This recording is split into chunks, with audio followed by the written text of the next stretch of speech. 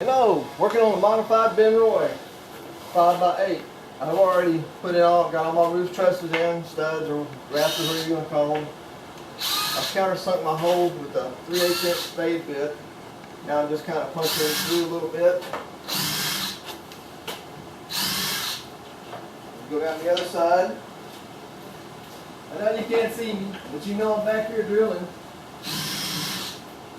Just like I'm used to the same tool without just switching back and forth. I'm a one drill kind of guy. Yeah, I'm on a cradle where I can move this thing according to my light pattern, light source, how much room I need, which is really nice. Get your big old bucket. 3-inch screws. See that? That's what happens when you don't carefully put something down. It just goes hard left turn.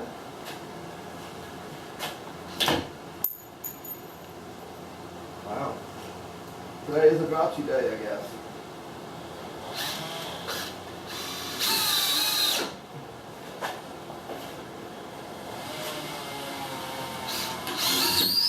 You just need to snug these in because I've already clamped them.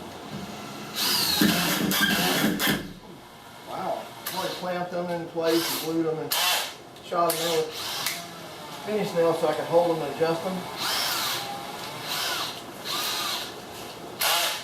So all you got to do with this is just snug them up. Don't run it in too deep.